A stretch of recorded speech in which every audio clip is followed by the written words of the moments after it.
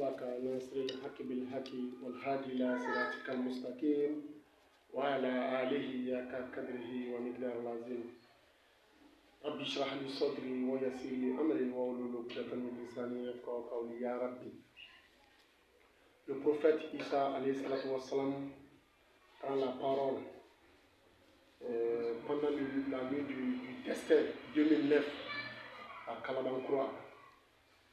Satan commence à avoir le dessus sur les descendants du prophète Mohammed, paix et salut sur lui.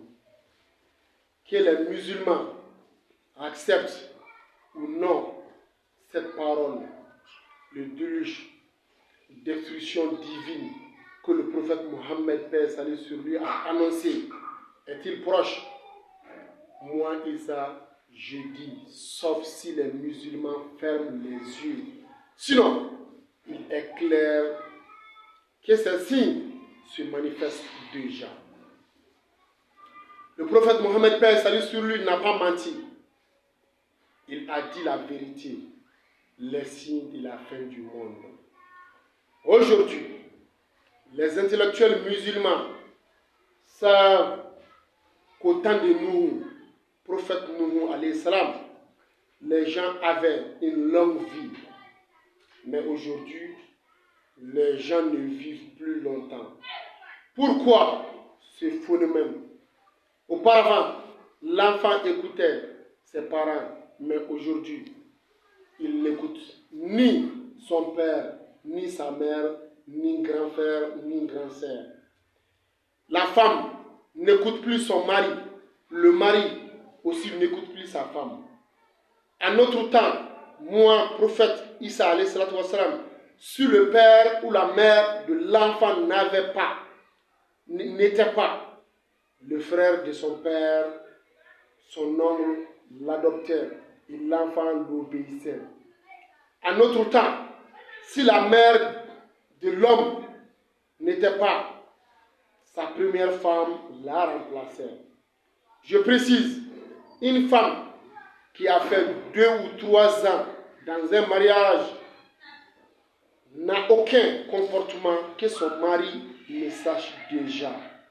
Oui, il est écrit dans le Saint-Courant que la réflexion, la mémoire de la femme est petite. C'est dans mon livre ici. Malgré tout ça, après 5 ans de vie de couple, on est à même de savoir si une personne prodige de bons conseils ou pas. Parole des femmes, certes.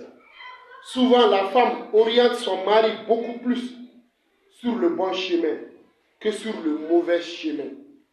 Il revient au mari d'être vigilant pour appréhender tout ça. Les femmes sont différentes sur un certain nombre de points, car cela ne tienne. L'homme et femme demeurent complémentaires. Être homme a une signification. Si je me mets à expliquer tout ça, il fera jour. Je dis à cela parce que il y a certains hommes qui ne prennent pas les propos de femmes au sérieux.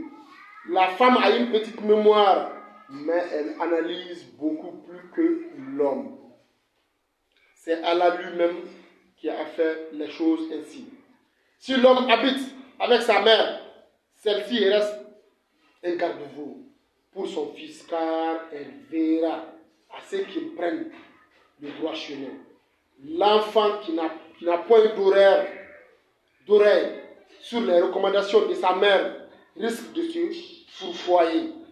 Les conseils d'une mère à son enfant sont pleins de sagesse. L'homme doit être aussi à l'écoute de sa femme, car c'est elle qui, le plus souvent, guide son mari. Lui propose souvent la conduite à tenir devant tel ou tel problème. La nuit porte conseil. La nuit porte conseil. La nuit porte conseil. A-t-on l'habitude de dire? Cela prouve à suffisance que c'est la femme qui propose les solutions susceptibles d'éclairer la lanterne de son mari.